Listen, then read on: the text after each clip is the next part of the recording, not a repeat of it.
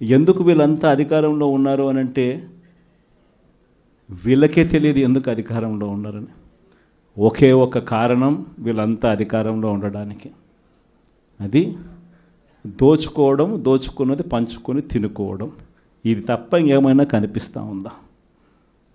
ఈరోజు liquor scam, మద్యం scam, ఇసుక స్కామ్, ఈరోజు నియోజకవర్గంలో ఏమి జరగాలన్నా, మైనింగ్ జరగాలన్నా, నియోజకవర్గంలో ఫ్యాక్టరీ నడపాలన్నా, ఈరోజు ఏది జరగాలన్నా ఎమ్మెల్యేకి ఆయనకి ఎంత ఇవ్వాలా, ఎమ్మెల్యే చంద్రబాబు నాయుడు గారికి ఎంత ఇవ్వాలా.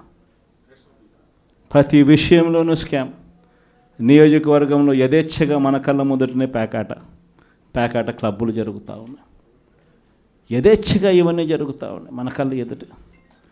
ప్రశ్నించే స్వరం ఎవరైనా ప్రశ్నిస్తే ప్రశ్నిస్తారేమో అని, ప్రశ్నించకూడదు అని ఏకంగా చిన్నపిల్లలను కూడా చూడుకోకుండా వాళ్ళందరినీ సోషల్ మీడియా కింద 111 సెక్షన్ పెట్టి, అంటే ఆర్గనైజ్డ్ క్రైమ్ అంట.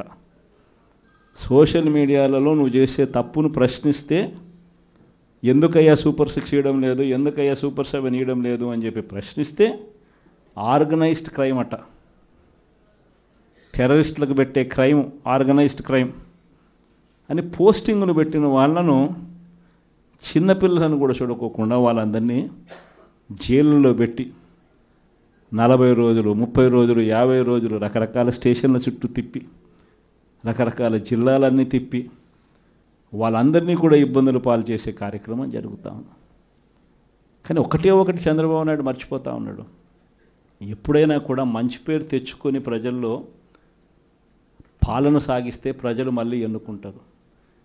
కానీ ఈ మాదిరిగా పదవిని దుర్వినియోగం చేసి ఈ మాదిరిగా చేయడం మొదలు పెడితే ఇదే చంద్రబాబు నాయుడు గారికి వైఎస్ఆర్ కాంగ్రెస్ పార్టీకి చెందిన ప్రతి కార్యకర్త తరపున చెప్తా ఉన్నా, నెక్స్ట్ వచ్చేది వైఎస్ఆర్సీపీ 2, జగన్ 2 పాలన వస్తుంది. ఎవడెవడైతే ఈ మాదిరిగా చేశాడో, ఎవడిని వదిలిపెట్టమని చెప్పి సందర్భంగా కూడా ఖచ్చితంగా చెప్తాను. వీళ్ళందరినీ కూడా చట్టం ముందర గట్టిగా నిలబెడతాం.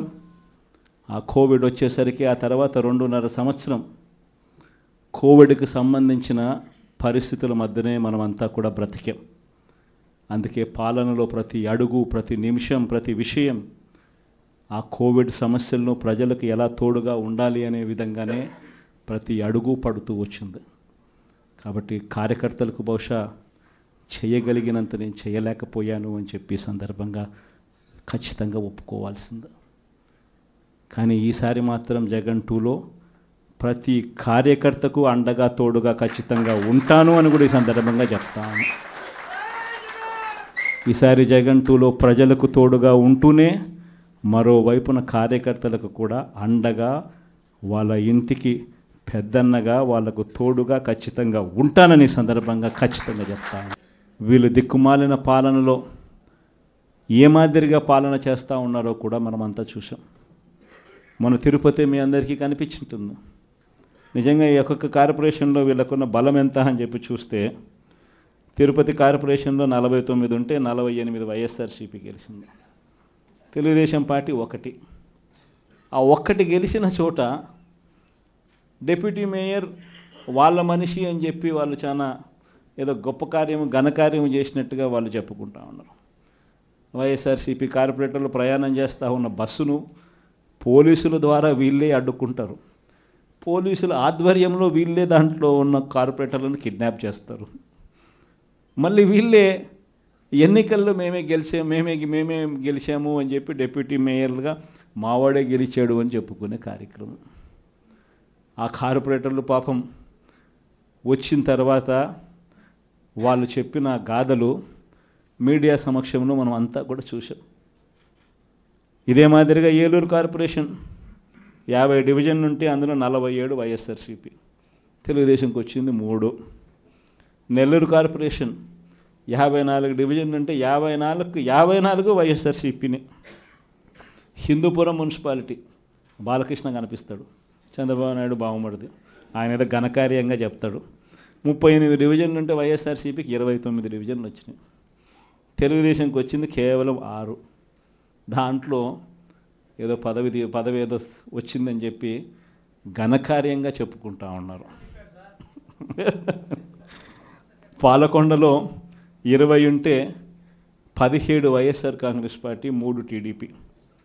అక్కడేమో వైఎస్ఆర్ కాంగ్రెస్ పార్టీ వాళ్ళు ఎవరిని కూడా వీళ్ళు ఒక్కరిని కూడా లాగలేకపోయారు. సో వెంటనే ఏం చేశారు? Post phone. తుని 30 ఉంటే 30కి 30 వైఎస్ఆర్సీపీ. తెలుగుదేశం పార్టీకి ఒక్కడు కూడా లేడు. ఆడ కూడా ఉద్రిక్తత పరిస్థితుల మధ్య ఎలక్షన్ పోస్ట్ పోన్ అంట. పిడుగురాళ్ళ మున్సిపాలిటీ 33కి 33 వైఎస్ఆర్సీపీని. ఈడ కూడా election post phone. Nuzvid municipality 32 ఉంటే 25 వైఎస్ఆర్సీపీ, 7 టీడీపీ. బుచ్చిరెడ్డిపాలెం 20 ఉంటే వైఎస్ఆర్సీపీకి 18, టీడీపీకి 2. నందిగా మున్సిపాలిటీ 20 ఉంటే వైఎస్ఆర్సీపీకి 13, టీడీపీకి 6. చివరికి గుంటూరులో కూడా 57లో 46 వైఎస్ఆర్సీపీ, టీడీపీకి 9, ఆ కూటమికి 2. దీంట్లో కూడా అవిశ్వాసం పెడతారంట, మేయర్ని దింపేస్తారంట, ఫలానోడు ఇంకొకడు అని చెప్పి మేయర్ పేరు కూడా అనౌన్స్ చేస్తున్నారు. నిజంగా ప్రజాస్వామ్యం అనేది ఎక్కడుంది అని అడుగుతా ఉన్నా. ఇదే మీ అందరికీ గుర్తుందా? ఇవన్నీ ఎలక్షన్లన్నీ, ఇవన్నీ లోకల్ బాడీ ఎలక్షన్స్ మన ప్రభుత్వం ఏర్పడ్డాక 3 సంవత్సరాల తర్వాత జరిగింది. అంటే కోవిడ్ నుంచి బయటపడిన తర్వాత ఎన్నికలు జరిగాయి. ప్రజలు అటువంటి ఎన్నికల్లో వైఎస్ఆర్ కాంగ్రెస్ పార్టీకి ఇలాంటి నెంబర్లతో ప్రజలు పట్టం కట్టారు. అంత బాగా పరిపాలన చేశాము అని చెప్పి ప్రజలు పట్టం కట్టారు. ఈరోజు మీరు చేస్తూ ఉన్న ఈ తప్పుడు సాంప్రదాయం ఎంత దారుణమైన తప్పుడు సాంప్రదాయం అంటే, రేపొద్దున ఎవడన్నా ఎన్నిక కాండి, ప్రభుత్వంలో ఉన్న వాళ్ళు రేపొద్దున ఇదే పద్ధతిలో పోలీసులు పెడతారు, కిడ్నాపులు, ఇదే పరిస్థితులు ఎత్తుకొని పోవడాలు, ఇదే పరిస్థితిలో ఎవడన్నా ఏమన్నా గెలుసు, ఏమన్నా జరుగు, ఏమన్నా అయ్యి లాస్ట్కి ఏమో చైర్మన్లు ఏమో అధికారంలో ఉన్న పార్టీ వాళ్ళు చైర్మన్లు. ఇదే ప్రజాస్వామ్యం, ఇదే మనకు కావాల్సిన ప్రజాస్వామ్యం. అందరూ కూడా ఆలోచన చేయాలి. ఇలాంటి రాజ్యం పోవాలి, ప్రజాస్వామ్యం నిలబడాలి, మనలో వ్యక్తిత్వం అనేది పైకి రావాలి, విలువలు, విశ్వసనీయతతో కూడిన రాజకీయాలు మళ్ళీ ఎదగాలి. ఫలానోడు మా నాయకుడు, చెప్పిన ప్రతి మాట నెరవేర్చాడు, ఇతనే మా నాయకుడు అని చెప్పుకునే విధంగా, ప్రజలు గొప్పగా చెప్పుకునే విధంగా నాయకత్వం రావాలి. కార్యకర్త కాలర్ ఎగిరేసి చెప్పుకునే విధంగా నాయకత్వం పెరగాలి, ఎదగాలి. ఇది వైఎస్ఆర్ కాంగ్రెస్ పార్టీ ఐడియాలజీ. దీనికి కట్టుబడినాం. ప్రజలకు గొప్ప పాలన అందించాం. రాబోయే రోజుల్లో ఈసారి ప్రజలు మన పాలన చూశారు, చంద్రబాబు నాయుడు పాలన చూశారు. మళ్ళీ వైఎస్ఆర్ కాంగ్రెస్ పార్టీ ఒకసారి ఎన్నికైతే ఈసారి మాత్రం వైఎస్ఆర్ కాంగ్రెస్ పార్టీని ప్రజలు పోగొట్టుకోకుండా మరో 30 సంవత్సరాలు కన్సిస్టెంట్గా మళ్ళీ అదే పాలన ఎన్నుకుంటారన్న నమ్మకం, విశ్వాసం నాకున్నాయి. చంద్రబాబు నాయుడు లాంటి వ్యక్తులు అనే మాట, బటన్లు ఏముంది, ముసలాయవిడ కూడా నొక్కుతుంది బటన్లు అని చెప్పి ఇదే మాట చంద్రబాబు నాయుడు అన్నాడు. మరి ఇదే చంద్రబాబు నాయుడు ఎందుకు బటన్లు నొక్కలేకపోతా ఉన్నాడు అని చెప్పి ఇదే చంద్రబాబు నాయుడిని ఈరోజు గ్రామంలో ఉన్న ప్రతి ఇంట్లో ఉన్న వ్యక్తులు కూడా ఈరోజు అడుగుతూ ఉన్నారు. మరి ఈరోజు ఏమంటా ఉన్నాడు? ఎంత మొహమాటం లేకుండా, ఎంత నిస్సిగ్గుగా ఏమంటా ఉన్నాడు? రహస్యం ఏదైనా ఉంటే చెవిలో చెప్పు అంటాడు. ఇంకా ఏమంటాడు?